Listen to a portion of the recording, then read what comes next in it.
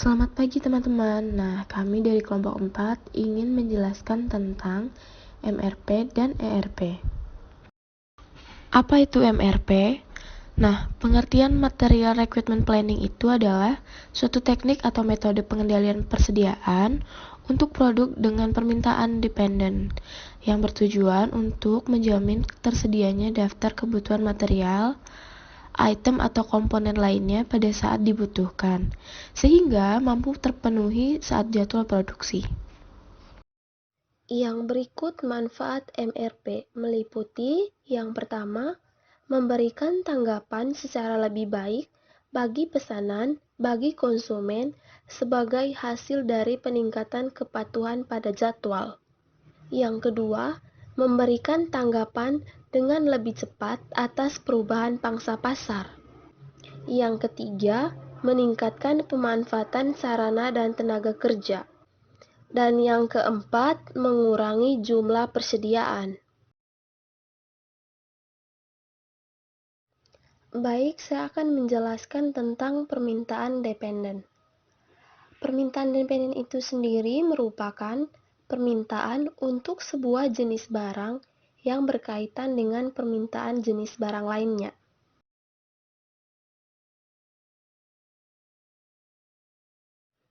Pemanfaatan sarana dan tenaga kerja dengan lebih baik dapat menghasilkan tingkat produktivitas dan tingkat imbal hasil investasi yang lebih tinggi. Jumlah persediaan yang lebih sedikit akan membebaskan modal rentang lantai untuk penggunaan yang lainnya. Keuntungan-keuntungan ini merupakan hasil dari pengambilan keputusan yang strategis untuk memanfaatkan sistem perjadwalan persediaan yang bergantungan pada faktor lain.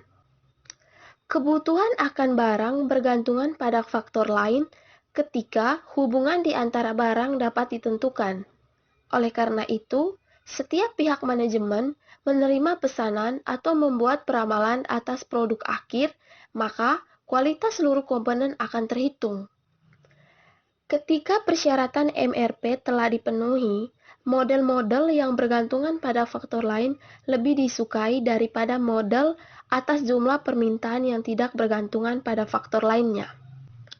Model yang bergantung pada faktor lainnya lebih baik bukan hanya bagi perusahaan pabrikan dan distributor saja, tetapi juga bagi sejumlah besar perusahaan dari restoran hingga rumah sakit. Teknik yang terikat yang digunakan dalam lingkungan produksi disebut perencanaan kebutuhan bahan material atau Material Requirement Planning atau MRP. Oke teman-teman, di sini kita akan ngebahas tentang apa sih yang menjadi persyaratan model persediaan dependen. Yang pertama, ada jadwal produksi induk. Nah, di sini mempertanyakan apa yang akan dibuat dan kapan. Lalu yang kedua, ada spesifikasi atau daftar kebutuhan bahan. Nah, di sini bahan dan komponennya diperlukan untuk membuat produk. Lalu yang ketiga, ketersediaan persediaan. Nah, apa yang menjadi atau apa yang ada di persediaan. Lalu yang keempat, pesanan pembelian yang belum dipenuhi. Nah, di sini apa yang berada dalam pemesanan juga disebut tagihan yang diperkirakan. Lalu yang terakhir ada waktu tunggu. Nah, di sini beberapa waktu yang dibutuhkan untuk mendapatkan berbagai komponen. Selanjutnya, struktur MRP. Kebanyakan sistem MRP terkomputerisasi. Analisisnya bersifat langsung dan serupa antara sistem terkomputerisasi satu dengan lainnya, yang mana strukturnya terlihat pada gambar berikut. Manajemen MRP. Rencana kebutuhan bahan baku bersifat tidak statis, karena sistem MRP semakin terintegrasi dengan konsep JIT, Just in Time. Maka dibahas dua hal, yaitu yang pertama, MRP dinamis. Jika terjadi perubahan bill of material dengan cara merubah rancangan, jadwal dan proses produksi, maka sistem MRP berubah, yaitu pada saat perubahan terhadap MPS atau Master Production Schedule. Tanpa menghiraukan penyebab perubahan, model MRP dapat dimanipulasi untuk merefleksikan perubahan yang terjadi, sehingga jadwal dapat diperbaharui.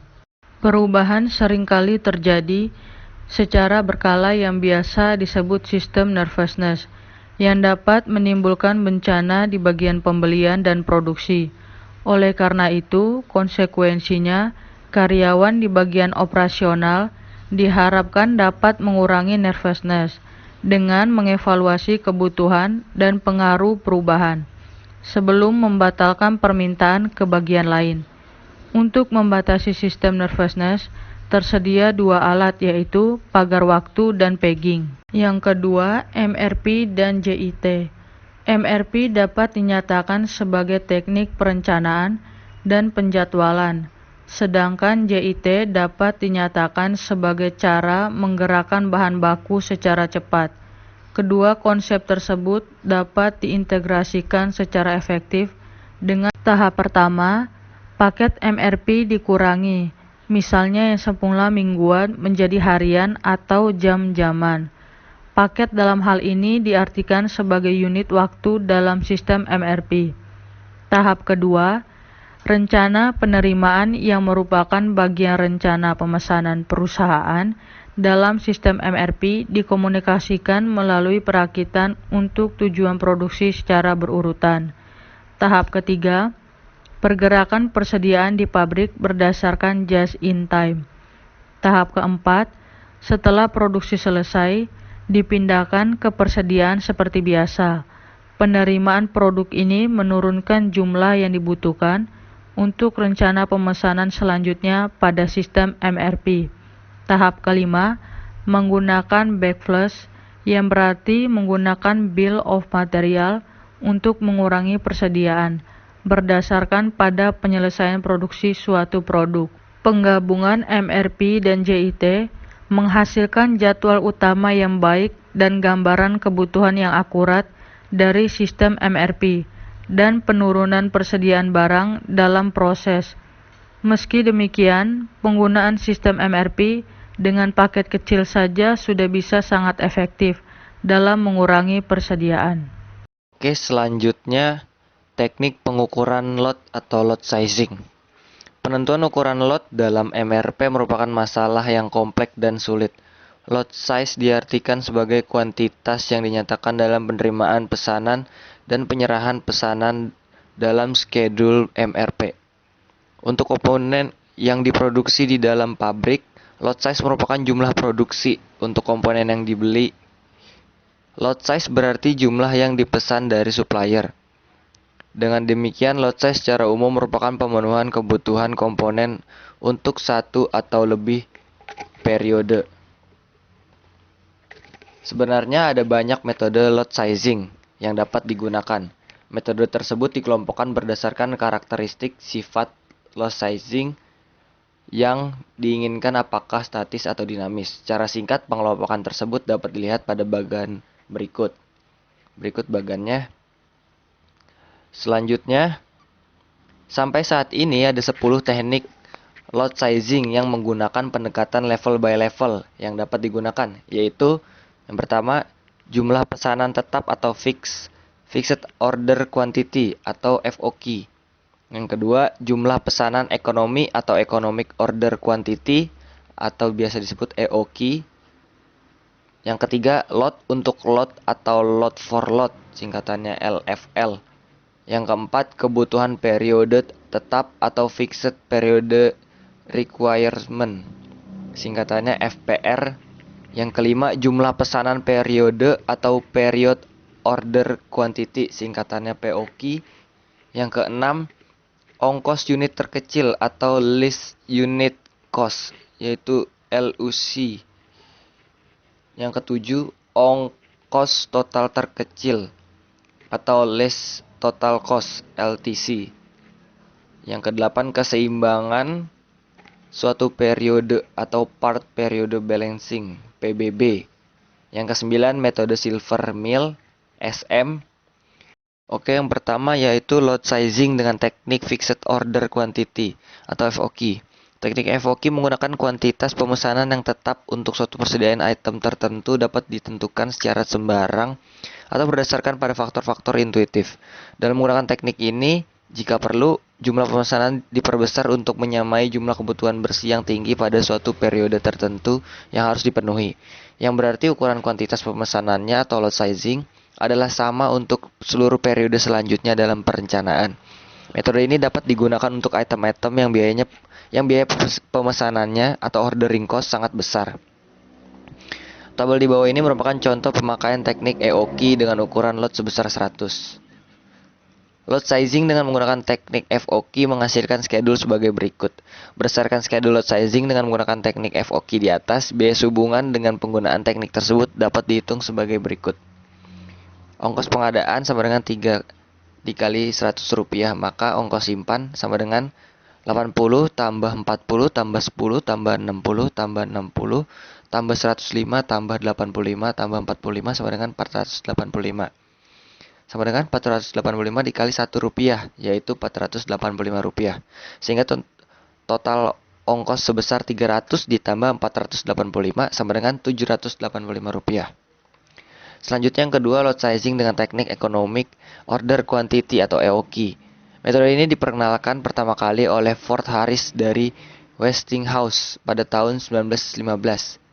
Metode ini merupakan inspirasi bagi para pakar persediaan untuk mengembangkan metode-metode pengendalian persediaan lainnya. Metode ini dikembangkan atas fakta adanya biaya variabel dan biaya tetap dari proses produksi atau pemesanan barang. Teknik EOQ ini besarnya ukuran lot adalah tetap melibatkan ongkos pesan dan ongkos simpan. Pemesanan dilakukan apabila jumlah persediaan tidak dapat memenuhi kebutuhan yang diinginkan. Teknik ini bisa dipakai untuk horizon perencanaan selama 1 tahun, 12 bulan atau 52 minggu. Sedangkan keefektifannya akan bagus jika pola kebutuhan bersifat kontinu atau tingkat kebutuhan konstan. Ukuran kuantitas pemesanan atau lot sizing ditentukan dengan berikut rumusnya. EOQ sama dengan Q sama dengan akar 2RC per CH. Di mana EOQ sama dengan Q kuantitas pemesanan yang optimal atau yang meminimumkan biaya persediaan. CO sama dengan CS sama dengan S ongkos pesan atau setup cost Rp100. R sama dengan demand per 255 per 9 kali 12 sama dengan 340. CH sama dengan H atau sama dengan ongkos simpan per unit per tahun. Rp4.080 per 340 sama dengan 12. Selanjutnya, jika kita mengasumsikan bahwa periode yang ada pada contoh sebelumnya sama, maka ukuran lot dengan menggunakan teknik EOQ ini adalah 75 unit. Maka ukuran lot sebesar 75 unit ini dipakai untuk memenuhi kebutuhan bersih yang ada sepanjang horizon perencanaan dengan cara sebagai berikut. Berikut tabelnya. Berdasarkan schedule lot sizing dengan menggunakan teknik EOQ di atas, biaya sehubungan dengan penggunaan teknik tersebut dapat dihitung sebagai berikut. Ongkos pengadaan sama dengan 4 dikali Rp100 sama dengan Rp400. Ongkos simpan sama dengan 55 ditambah 15 ditambah 60 ditambah 50 tambah 10 tambah 10 tambah 30 tambah 10 tambah 45 sama dengan 285. 285 dikali Rp1 sama dengan Rp285. Dengan demikian total ongkos 400 ditambah 285 sama dengan Rp685. Selanjutnya yang ketiga, lot for lot LFL. Teknik ini merupakan lot sizing yang mudah dan paling sederhana. Teknik ini selalu melakukan perhitungan kembali, bersifat dinamis, terutama apabila terjadi perubahan pada kebutuhan bersih.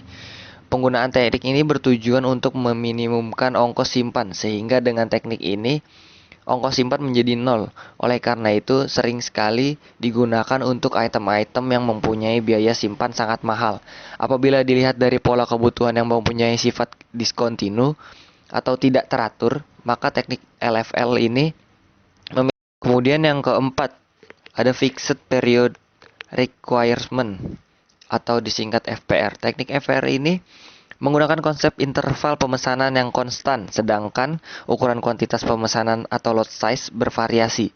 Bila dalam metode FOQ besarnya jumlah ukuran lot adalah tetap, sementara selang waktu antar pemesanan tidak tetap, sedangkan Dalam metode FPR ini, selang waktu antar pemesanan dibuat tetap dengan ukuran lot sesuai pada kebutuhan bersih. Ukuran kuantitas pemesanan tersebut merupakan penjumlahan kebutuhan bersih dari setiap periode yang tercakup dalam interval pemesanan yang telah ditetapkan. Penetapan interval dilakukan secara sembarang. Pada teknik FPR ini, jika saat pemesanan jatuh pada periode yang kebutuhan bersihnya sama dengan 0, maka pemesanannya dilaksanakan pada periode berikutnya. Selanjutnya, period order quantity atau POQ. Teknik POQ ini pada prinsipnya sama dengan FPR. Bedanya adalah pada teknik POQ interval pemesanan ditentukan dengan suatu perhitungan yang didasarkan pada logika EOQ klasik yang telah dimodifikasi sehingga dapat digunakan pada permintaan yang berperiode diskrit. Tentunya dapat diperoleh hasil mengenai besarnya jumlah pemesanan yang harus dilakukan dan interval periode pemesanan. Dibandingkan dengan teknik jumlah pemesanan ekonomis ini akan memberikan ongkos persediaan yang lebih kecil dan dengan ongkos pesan yang sama. Kesulitan yang dihadapi dalam teknik ini adalah bagaimana menentukan besarnya interval periode pemesanan apabila sifat kebutuhan adalah diskontinu. Jika ini terjadi, penentuan interval periode yang bernilai 0 dilewati. Interval pemesanan ditentukan sebagai berikut. Berikut rumusnya EOI sama dengan EOQ per R sama dengan akar 2C per RPH. Di mana EOI sama dengan interval pemesanan ekonomis dalam satu periode. C sama dengan biaya pemesanan setiap kali pesan. H sama dengan persentase biaya simpan setiap periode. P harga atau biaya pembelian per unit. R rata-rata permintaan per periode. Selanjutnya yang keenam, less unit cost LUC. Teknik LUC ini dan ketiga teknik berikutnya mempunyai kesamaan tertentu, yaitu ukuran kuantitas pemesanan dan interval pemesanannya bervariasi. Pada teknik LUC ini, ukuran kuantitas pemesanan ditentukan dengan cara coba-coba, yaitu dengan jalan mempertanyakan apakah ukuran lot di suatu periode sebaiknya sama dengan ukuran bersihnya, atau bagaimana kalau ditambah dengan periode-periode berikutnya. Keputusan ditentukan berdasarkan ongkos per unit atau ongkos pengadaan per unit ditambah ongkos simpan per unit terkecil dari setiap bakal ukuran lot yang akan dipilih. Selanjutnya, less total cost LTC. Teknik ini didasarkan pada pemikiran bahwa jumlah ongkos pengadaan dan ongkos simpan atau ongkos total setiap ukuran kuantitas pemesanan yang ada pada suatu horizon perencanaan dapat diminimalisir jika besar ongkos tersebut sama atau hampir sama. Sarana untuk mencapai tujuan tersebut adalah suatu faktor yang disebut economic part period EPP. Pemilihan ukuran lot ditentukan dengan jalan membandingkan ongkos part period yang ditimbulkan oleh setiap ukuran lot tersebut dengan EPP. Yang paling dekat atau sama dengan EPP dipilih sebagai ukuran lot yang akan dilaksanakan. Part period adalah satu unit yang disimpan dalam persediaan dalam satu periode. EPP dapat didefinisikan sebagai kuantitas suatu item persediaan yang bila disimpan di dalam persediaan selama satu periode akan menghasilkan ongkos pengadaan yang sama dengan ongkos simpan. Berikut adalah rumusnya. EPP sama dengan S per H sama dengan 100 per 1 sama dengan 100. Yang kedelapan ini ada part period balancing atau PBB. Metode PBB sering juga disebut metode part period algorithm. Adalah pendekatan jumlah lot untuk menentukan jumlah pemesanan berdasarkan keseimbangan antara biaya pesan dan biaya simpan. Oleh karena itu, metode ini disebut juga part period balancing PPB atau total biaya terkecil. Metode ini menseleksi jumlah periode untuk mencukupi pesanan tambahan berdasarkan akumulasi biaya simpan dan biaya pesan. Tujuannya adalah menentukan jumlah lot untuk memenuhi periode kebutuhan. Penentuan jumlah pesanan atau lot dilaksanakan dengan mengakumulasikan permintaan dari periode-periode yang berdampingan ke dalam suatu lot tunggal sampai carrying cost kumulatifnya melampaui atau sama dengan setup cost. Teknik PPB ini menggunakan dasar logika yang sama dengan teknik LTC. Perhitungan kuantitas pemesanan juga sama. Pertama, mengkonversikan ongkos pesan menjadi ekuivalen part periode atau EPP dengan rumus EPP sama dengan S per H, di mana S ongkos pesan atau ongkos setup, H itu sama dengan ongkos simpan per unit per periode. 9 ada metode Silvermill algorithm. Metode Silvermill atau sering pula disebut metode SM yang dikembangkan oleh Edward Silver dan Harlan Mill berdasarkan periode biaya. Penentuan rata-rata biaya per periode adalah jumlah periode dalam penambahan pesanan yang meningkat. Penambahan pesanan dilakukan ketika rata-rata biaya periode pertama meningkat. Jika pesanan datang pada awal periode pertama dan dapat mencukupi kebutuhan hingga akhir periode T. Teknik Silvermill menggunakan pendekatan yang agak sama dengan PBB. Kriteria dari teknik Silvermill adalah bahwa lot size yang dipilih harus dapat meminimasi ongkos total per periode. Permintaan dengan periode-periode yang berurutan diakumulasikan ke dalam suatu bakal ukuran lot atau tentative lot size. Sampai jumlah carrying cost dan setup cost dari lot tersebut dibagi dengan jumlah periode yang terlibat meningkat. Total biaya relevan per periode adalah sebagai berikut. TRC tanda kurung T per T sama dengan C tambah total biaya simpan hingga akhir periode T per T sama dengan C plus PH sigma K min 1 RK K sama dengan 1 per T, di mana C sama dengan biaya pemesanan per periode, H persentase biaya simpanan per periode, P sama dengan biaya pembelian per unit, PH sama dengan biaya simpan per periode, TRC tanda kurung T sama dengan total biaya relevan pada periode T, T sama dengan waktu penambahan dalam periode, RK sama dengan rata-rata permintaan dalam periode K. Kemudian yang terakhir itu ada algoritma Wagner-Wittin AWW. Teknik ini menggunakan prosedur optimasi yang didasari model programa dinamis. Tujuannya adalah untuk mendapatkan strategi pemesanan yang optimum untuk seluruh jadwal kebutuhan bersih dengan jalan meminimasi total ongkos pengadaan dan ongkos simpan. Pada dasarnya teknik ini menguji semua cara pemesanan yang mungkin dalam pemenuhan kebutuhan bersih setiap periode yang ada pada horizon perencanaan sehingga senantiasa memberikan jawaban yang optimal. Wagner-Wittin algorithm memperoleh suatu jumlah maksimum solusi kepada data yang meminimum masalah ukuran pesanan dinamis di atas suatu perencanaan yang terbatas. Itu memerlukan bahwa semua periode permintaan dicukupi, yang periode waktu di dalam perencanaan B dari suatu panjangnya pemesanan ditetapkan dan pesanan itu ditempatkan untuk meyakinkan hasil nol pesanan produk pada awal suatu periode waktu. Algoritma Wagner-Wittin suatu pendekatan programming dinamis yang mana dapat digunakan untuk menentukan biaya yang dapat diawali yang minimum. Berikut adalah sumber yang saya ambil untuk memenuhi presentasi materi saya ini.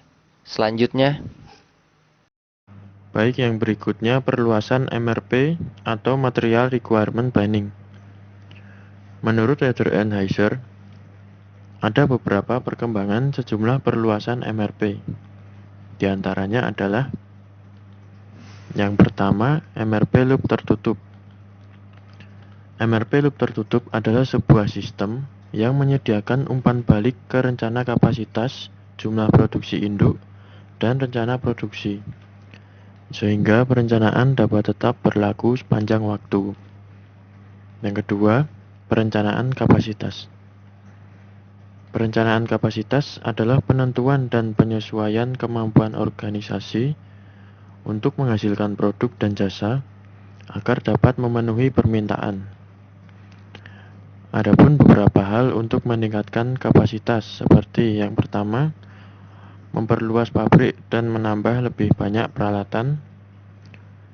meminta orang-orang yang ada untuk bekerja lembur guna menambah kapasitas. Berikutnya yang ketiga adalah Material Resource Planning 2 atau MRP 2. Perencanaan sumber daya material MRP 2 ini memadukan semua sistem informasi, memberikan umpan balik kepada rencana kapasitas, jadwal produksi utama, dan akhirnya kepada rencana produksi. Dalam MRP 2 ini, data persediaan dapat diasumsikan berdasarkan biaya modal dan variabel sumber daya lainnya, sehingga MRP bias diterapkan bukan hanya dalam perusahaan manufaktur saja, akan tetapi perusahaan yang bergerak di bidang lain seperti restoran dan rumah sakit bisa menerapkan sistem ini dalam mengelola pengendalian bahan bakunya. Konsep MRP dalam industri jasa itu sama, ya kurang lebih sama dengan konsep MRP yang telah dijelaskan oleh teman saya sebelumnya. Nah, permintaan bagi banyak industri jasa itu digolongkan sebagai permintaan yang bergantung pada faktor lainnya, yang mana ketika permintaan tersebut secara langsung terkait atau berasal dari permintaan untuk industri lainnya, atau teman-teman bisa menyebutnya sebagai permintaan dependen. Artinya, salah satu komponen itu terkait ya dengan permintaan dari atau untuk industri lainnya. Untuk merealisasikan konsep MRP ini, kita membutuhkan pohon struktur produk, daftar bahan, tenaga kerja, dan penentuan jadwal yang sesuai. Nah, teman-teman bisa melihat secara nyata atau gamblang konsep MRP ini dari restoran, rumah sakit, dan hotel. Contoh yang pertama, restoran. Dalam restoran, bahan makanan dan makanan sampingan merupakan komponen bagi makanan. Karena komponen-komponen ini itu bergantung pada permintaan atau pesanan atas makanan tersebut. Yang mana kita ketahui bersama bahwa di restoran, makanan menjadi produk akhir atau hasil utama dalam jadwal induk. Contoh yang kedua, rumah sakit. Nah, konsep MRP ini akan sangat berguna ketika berhadapan dengan pembedahan yang memerlukan peralatan, material, dan perlengkapan yang mutakhir. Ya, karena konsep ini tuh membutuhkan daftar alat dan juga jadwal yang sesuai atau bersinergi sehingga proses pembedahan ini atau pembedahan yang dilakukan dapat berjalan sesuai dengan rencana. Contoh yang ketiga, hotel. Dalam hotel, konsep MRP ini paling nyata ya atau paling bermanfaat. Itu peranannya digunakan untuk mengembangkan daftar bahan baku dan daftar tenaga kerja dalam merenovasi setiap ruangan kamar. Konsep MRP ini kemudian menyediakan data kebutuhan bersih dan jadwal untuk dipergunakan oleh bagian pembelian dan para kontraktor. Nah, di sini ada dua bagian. Bagian pertama yaitu pohon struktur produk, yang mana bagian atas merupakan produk utama dari restoran Buffalo Chicken Mac and Cheese. Sementara semakin ke bawah merupakan produk turunan atau produk alternatif dan juga produk tambahan. Bagian yang kedua yaitu ada daftar bahan. Di situ teman-teman bisa melihat ada kolom kuantitas, ukuran, biaya unit, total biaya, dan juga waktu produksi. Sekedar informasi bahwa untuk bisa mengetahui angka-angka yang berada pada kolom total biaya, teman-teman dapat mengalihkan antara kolom kuantitas dan biaya per unit. Nah, sekarang kita akan masuk ke dalam pengertian dan tujuan dari DRP. Nah, pertama-tama pengertian DRP yaitu Disaster Recovery Planning atau biasa disingkat DRP adalah perencanaan untuk pengelolaan secara rasional dan cost efektif bencana terhadap sistem informasi yang akan dan telah terjadi. Di dalamnya terdapat aspek katastrofe information system, dan DRP ini dapat disimpulkan yaitu merupakan strategi menghadapi bencana. Jadi kalau backup yang telah kita pelajari akan melakukan pemulihan program atau database, maka dalam DRP ini kita akan memulihkan seluruh infrastruktur jika terjadi bencana seperti gempa, kebakaran, badai, dan lain sebagainya. Nah, di dalam DRP ini terdapat 3 strategi. Yang pertama yaitu strategi cold site. Nah, saya akan memberikan penjelasannya, yaitu dalam strategi cold site, perusahaan mempersiapkan ruangan kosong yang sudah ada jaringan dan kabel-kabel terpasang, tetapi belum ada perlengkapan untuk komputasi. Jika terjadi bencana, maka perusahaan akan meminta vendor menyediakan perlengkapan komputasi untuk suatu periode tertentu. Yang kedua adalah strategi hot site. Nah, pada strategi hot site ini, perusahaan akan mempersiapkan suatu ruangan lengkap dengan kabel, jaringan, dan peralatan komputasi lain. Dan yang terakhir, yang ketiga, yaitu strategi real-time mirroring. Nah, pada strategi real-time mirroring ini, perusahaan menyediakan ruangan dengan jaringan lengkap, komputasi yang lengkap, dan juga database mirror yang sama persis dengan yang aslinya. Nah, dari ketiga strategi ini, yang paling murah digunakan suatu perusahaan yaitu strategi cold site, sedangkan yang paling mahal yaitu real-time mirroring. Tapi kalau kita perusahaan memakai real-time mirroring, akan menjanjikan bahwa operasional bisnis tidak akan terganggu. Penerbangan dan perbankan lebih cocok menggunakan strategi real-time mirroring karena sangat berharganya setiap detik transaksi.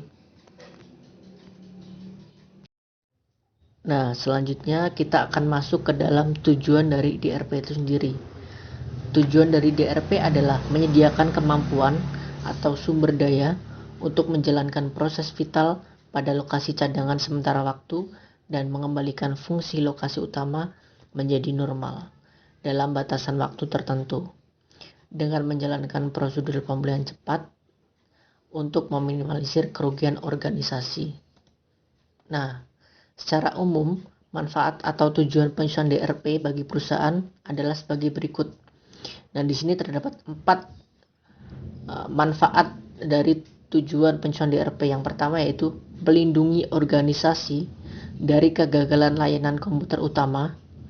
Yang kedua, meminimalisir risiko organisasi terhadap penundaan atau delay dalam penyediaan layanan. Yang ketiga yaitu menjamin kehandalan dari sistem yang tersedia melalui pengetasan dan simulasi. Yang keempat, meminimalisir proses pengambilan keputusan oleh personal atau manusia selama bencana.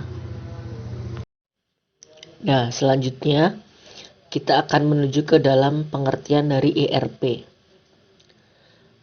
Pertama, ERP adalah Enterprise Resource Planning atau dalam bahasa Indonesia bisa disebut perencanaan sumber daya perusahaan. Nah, di sini ERP sendiri memiliki pengertian yaitu perangkat lunak yang mengintegrasikan seluruh departemen dan fungsi suatu perusahaan ke dalam satu sistem komputer yang dapat melayani semua kebutuhan perusahaan, baik dari departemen penjualan, HRD produksi, ataupun keuangan. Nah, di sini dapat disimpulkan bahwa ERP itu merupakan suatu sistem informasi yang diperuntukkan bagi perusahaan manufaktur maupun jasa yang berperan untuk mengintegrasikan dan mengotomasikan proses bisnis yang berhubungan dengan aspek operasi, produksi, maupun distribusi di perusahaan bersangkutan. Nah, selanjutnya kita masuk ke dalam tujuan ERP itu sendiri. Yang pertama, tujuan dari ERP adalah mengkoordinasikan bisnis organisasi secara lengkap dan menyeluruh. Yang kedua yaitu menjadikan perangkat lunak. Nah, di sini terbagi menjadi 4 bagian. Yang pertama adalah mengotomatisasi dan integrasi banyak proses bisnis. Yang kedua yaitu membagi database yang umum dan praktek bisnis melalui enterprise. Yang ketiga yaitu menghasilkan informasi yang real time. Yang keempat yaitu memungkinkan perpaduan proses transaksi dan kegiatan perencanaan. Nah, lanjut ke bagian yang tadi. Di sini poin yang ketiga adalah mengurangi proses kinerja yang banyak memakan waktu serta menghilangkan terjadinya duplikasi data. Yang keempat adalah membantu meningkatkan penjualan karena membantu mengelola barang atau jasa lebih cepat. Terakhir, kita akan membahas tentang ERP dalam sektor jasa. Nah, penerapan ERP ini itu sangat membantu dalam mengotomatisasikan dan mengintegrasikan seluruh proses bisnis dan juga membagikan database umum dan praktik bisnis ke seluruh perusahaan. Nah, mereka yang menerapkan konsep ini itu telah mengembangkan modul jasa bagi pangsa pasarnya. Misalnya perawatan kesehatan, lalu pemerintah, gerai eceran, jasa keuangan, dan lain sebagainya. Nah, mereka juga seringkali mengombinasikannya dengan manajemen rantai pasokan. Yang mana dalam industri bahan makanan sehari-hari, sistem rantai pasokan ini tuh biasa dikenal dengan sistem tanggapan konsumen.